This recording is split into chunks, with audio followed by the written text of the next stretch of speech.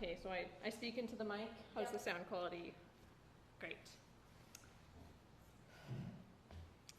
Hi, everyone. My name's Sam.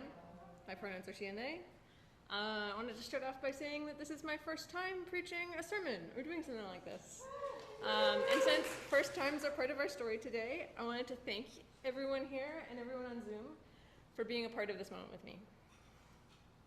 I'm going to take a couple deep breaths, and I'm going to welcome you to join me.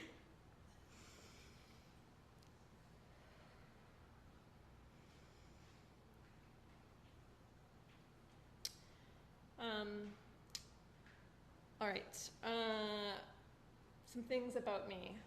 I live in Strathcona on unceded Musqueam, Squamish, and Tsleil-Waututh territory. I am a queer and gray human. I work in data analytics and volunteer with seniors and youth in our neighborhood and in anti-gentrification, community organizing, and I'm going to draw on some of those things in the sermon today. I don't have a background in biblical studies, but I love a good research rabbit hole. And I got a bunch of books from the library and did a little research, so even if I have more questions than answers, I'm excited to share some of the things that I've read and talk about the Bible. I'm also going to start off with a couple of heads up about the content. In our biblical text today, there's some discussion of wine, of weddings, family. I'm also going to bring in some comparative discussion of this text with the ancient Greek god Dionysus. And I'm going to only, at the most brief and high level, reference some of the sexuality and violence in that mythology. But I wanted to remind folks that in general, regardless of content, it's always okay to take a moment to go use the washroom, hang out in the low STEM worship space, etc. The story we're reading today describes Jesus transforming water into wine, and it's included in the church reading schedule as an occasional epiphany story. So it's sometimes read in early January when we think about the wise men visiting the infant Jesus. This slightly surprising choice is in part shaped by early Hellenistic Christians, who included Jesus' wine miracle in their Epiphany celebrations because local winter solstice celebrations for the god Dionysus include the transformation of water into wine. This parallel is one I was really curious about, and I did find some commentary on, but it's a topic that definitely wasn't brought up. I'm gonna move that mic closer to my mouth. It's a topic that definitely wasn't brought up in the churches I grew up going to. And even in the literature I found, I've yet to read a really satisfying discussion of how this influences our interpretation of the text. And so I wonder about what deeper comparative interpretation could look like. Let's dig into the biblical text together. Okay. This is a reading from the Gospel according to John. On the third day, there was a wedding at Cana in Galilee, and the mother of Jesus was there. Jesus also was invited to the wedding with his disciples. When the wine ran out, the mother of Jesus said to him, "They have no wine." And Jesus said to her, "Woman, what does this have to do with me? My hour has not yet come." His mother said to the servants, "Do whatever he tells you." Now there were 6 stone water jars there for the Jewish rites of purification, each holding 20 or 30 gallons. Jesus said to the servants, "Fill the jars with water." And they filled them up to the brim. And he said to them, "Now draw some out and take it to the master of the feast." So they took it. When the master of the feast tasted the water now become wine, and did not know where it came from, though the servants who had drawn the water knew, the master of the feast called the bridegroom and said to him, "Everyone serves the good wine first, and when people have drunk freely, then the poor wine. But you have kept the good wine until now." This, the first of his signs, Jesus did at Cana in Galilee and manifested his glory, and his disciples believed in him. The word of the Lord. Thanks. Awesome. Thank you so much, Caitlin.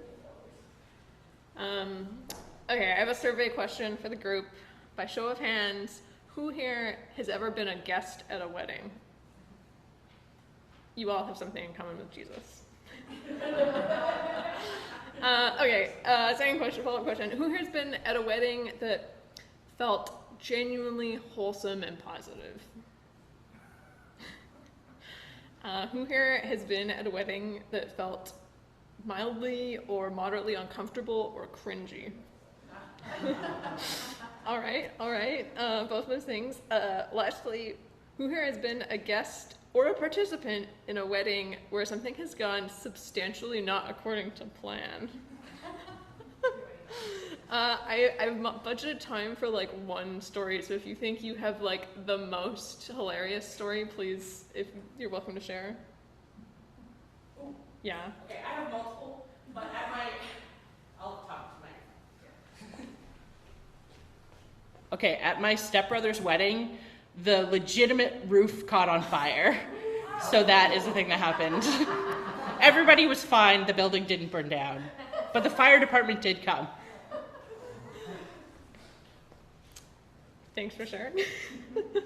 I grew up watching a lot of America's Funniest Home Videos, which is a very like of the time show, and there is a specific subgenre of like wedding mishaps, for better or for worse.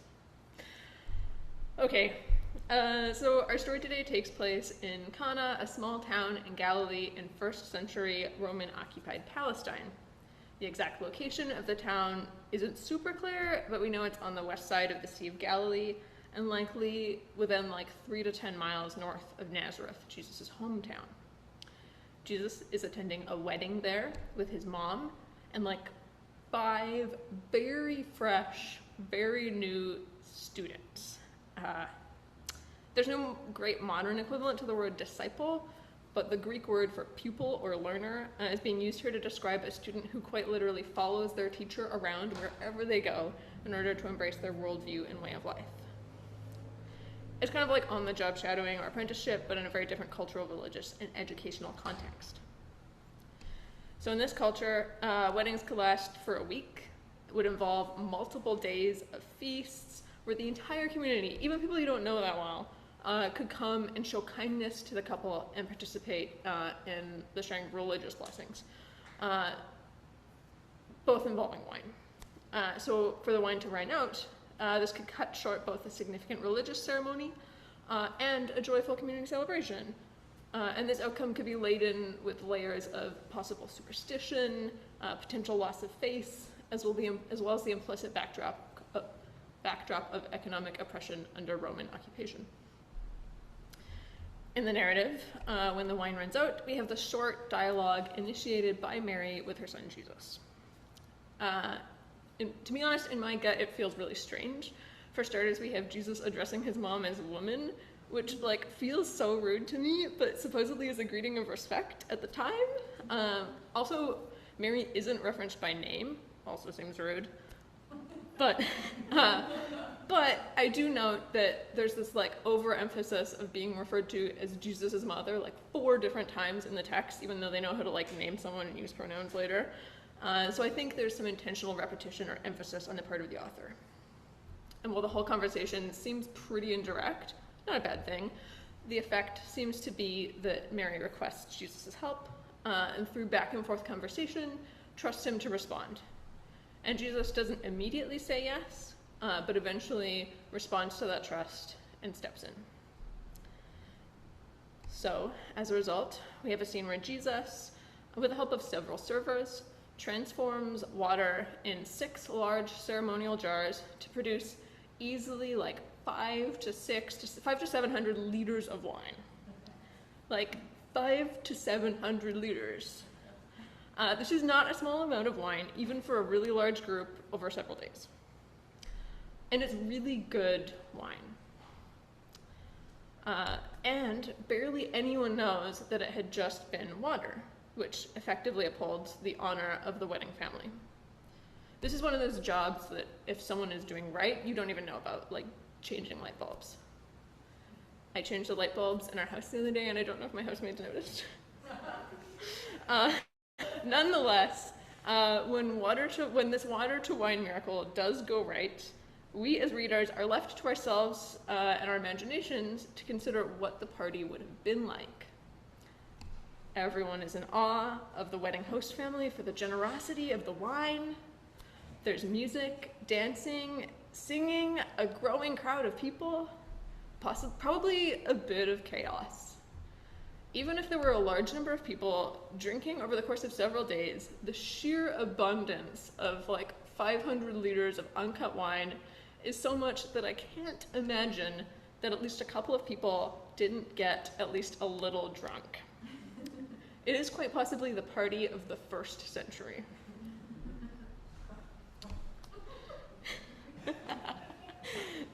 I didn't think I'd get a chuckle out of that one. There's probably people laughing, too. Okay, so we get to the sentence right near the end of the text where the author John says, quote unquote, "This, the first of his signs, Jesus did at Cana in Galilee and manifested his glory, and his disciples believed in him." The author of the text points out that this is Jesus' first miracle, and that it manifests or reveals or makes known something about who Jesus is, and that this leads a handful of new students to trust him and continue journeying with him. But the question we're left with, or the question I keep asking is, what even is it that this story reveals about Jesus? If firsts are important, then what does this choice of first miracle say about who Jesus is and what he's like? Because I think it's more than just like, oh, just someone who has a supernatural ability to make wine. I feel like it says something that Jesus' first miracle is so abundant, so community-oriented, and so joy-oriented. I love that it's so much broader than the oversimplification, and I think error in assuming that just saying that Jesus loves all weddings. Hear me out. As someone who's queer and gray asexual, I personally tend to be pretty critical about modern wedding culture. We just saw from the show of hands that weddings can go really great and also really poorly. Modern wedding culture, in many ways, still can be excluding of queer and trans folks. It tends to be hyper-oriented to nuclear biological family, the accumulation and display of wealth, over-idealized romantic love, and can generally have a pretty intense set of expectations. But that doesn't mean that I don't see or trust that there are spaces where diverse expressions of partnership, connection, gender, and sexuality can find celebration and integration within a broader community that transcends biological family and can subvert oppressive norms. And if you ever want to hear my thoughts on the hyper-specific lowercase t trauma of being Christian and bi/pan and asish and reading 90s era discourse both for and against Christian gay marriage, let me know. But I digress. Bringing us back to the text, I think I see this sense of joy and community that's broader than family and marriage in a couple of different ways. First, we have the dialogue between Jesus and his mom, Mary, where Jesus doesn't immediately say yes to her, but he still responds. He turns water into wine, and even though we know that this wedding isn't for his family, he has no obligation to provide so miraculously, he shows up. I know Jesus is like God, but he's also kind of just a guy who shows up for his neighbor's wedding with an insane amount of wine in a super secret way. And that really feels like community solidarity to me. Second, the author of the text pretty clearly points out that the immediate audience for the miracle after the servers is the disciples, who are at the beginning of a 3-year-long work-study trip traveling around with Jesus. And for the most part, we don't have a biblical or historical record of marriage for. If the main point of the miracle is that Jesus affirms all weddings and weddings exclusively, that doesn't seem consistent with the immediate response made by the disciples. But if we interpret this instead as Jesus affirming community joy and connection in a way that could include marriage but is more broad than that, then the disciples' immediate action makes more sense.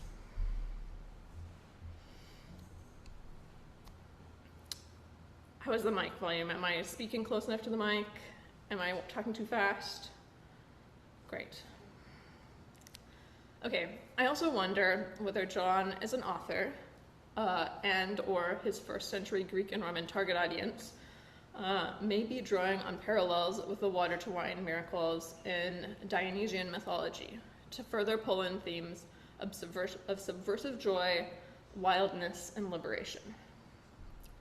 I want to be pretty careful in any comparative interpretation because I don't want to fall into this like binary lens of purely similarity or purely difference, and I also don't want to just like cherry pick things that I think are nice about Dionysus either, because there's certainly some really extreme themes in some of that mythology. On the one hand, we have stories about Dionysus as the giver of wine, as a god whose worship invokes a wild creativity, ecstatic joy, frenzied dancing, broken down gender norms, political, religious, and sexual liberation. The Romanized version of Dionysus is literally just called liber, or free. But the twin side of this freedom and creativity is a mad destruction and raw violence that I can't necessarily say is like counter-oppressive either. So I'll admit this brings up more questions than answers for me. I don't even know how to interpret some of the violence in the Bible, let alone the violence of ancient Greek mythology and the Roman Empire. But I know more broadly, in different ways, that violence and sex are both very political. The questions of who can be violent, who deserves pleasure, and the very definition of both sex and violence are political. And I think, in a way that thinks critically about both of these things, and doesn't like blanketly assign value, but sees the ways that they can be both positive and negative in different contexts, I think that I see in the story of Dionysus an intensity of desire for and the search for liberation.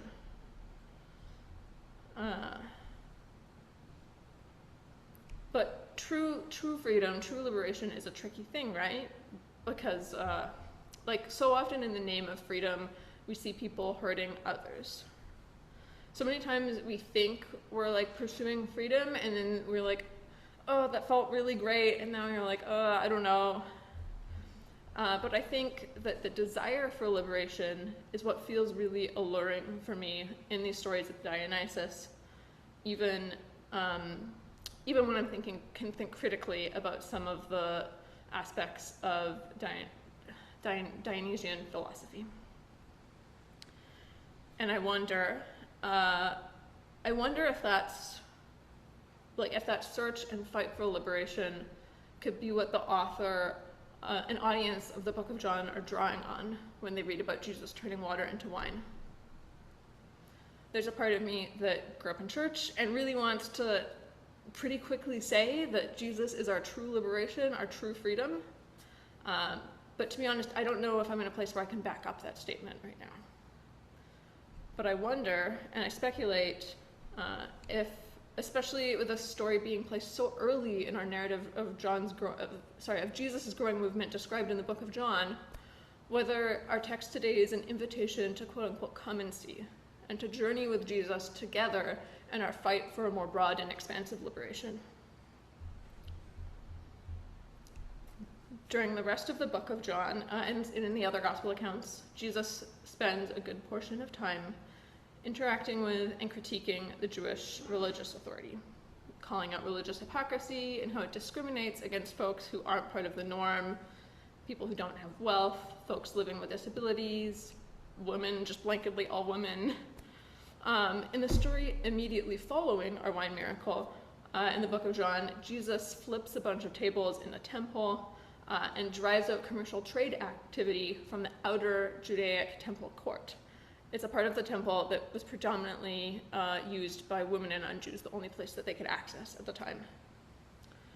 And so I think the contrast and strategic placement of these two stories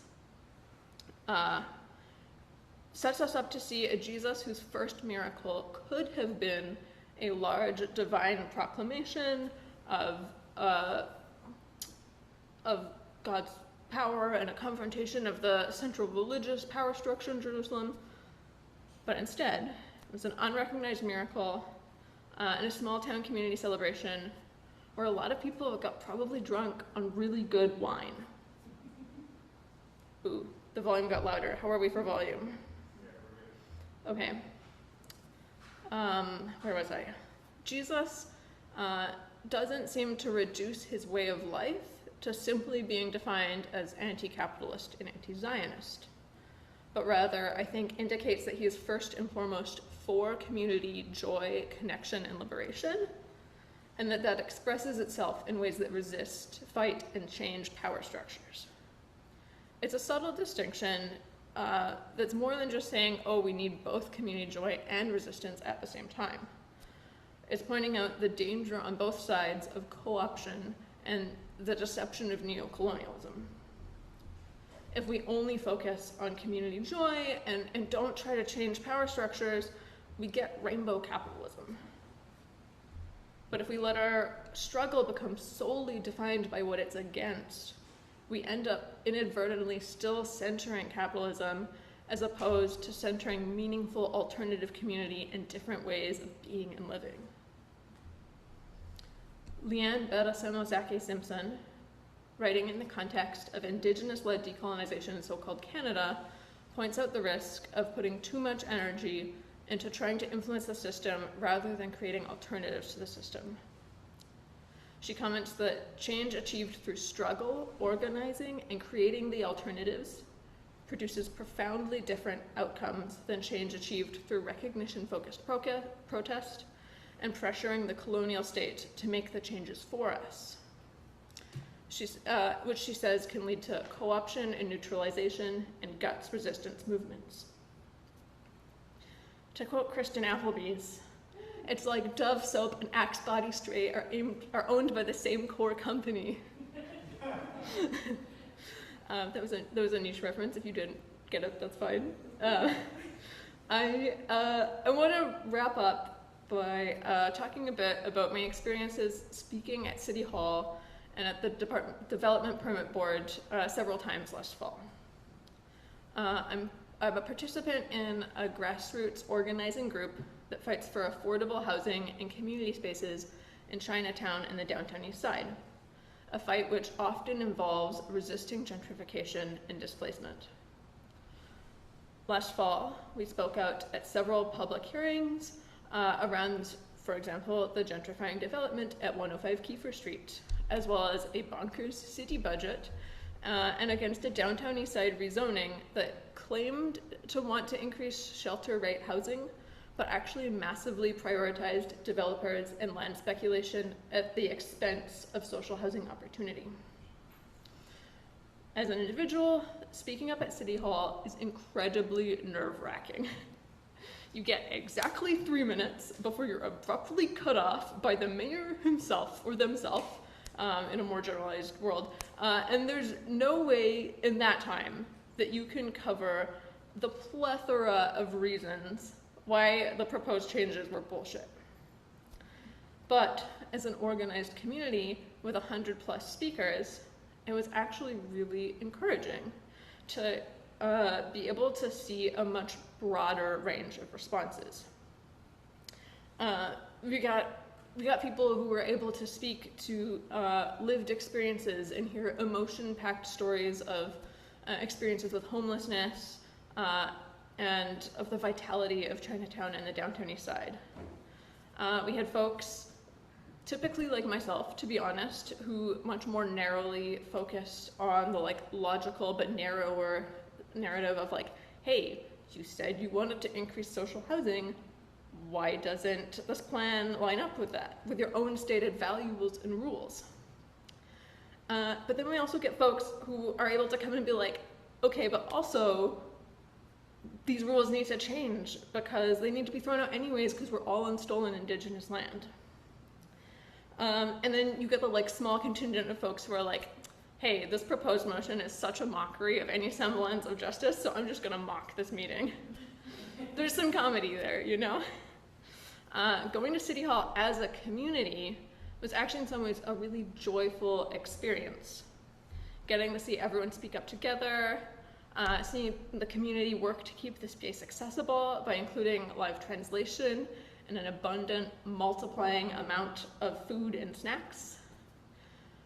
It was still really hard to witness City Hall just bulldoze ahead with their plans, even after hearing so much and such a wide spread of opposition. But at the end of the day, I hold to knowing that public hearings are still within the city's system and aren't going to be the end-all of resistance. I trust that the community will continue to be creative and joyful as we find new ways to resist gentrification together, to build solidarity, and to build alternative community connection. Okay, I don't know where I am for time. That's pretty much it. I'm gonna highlight that there are reflection questions in the bulletin. I say this because I've been coming to Open Way for 4 years, and I always show up late, and I never grab a bulletin, and I was unaware that there were reflection questions until I had to write some.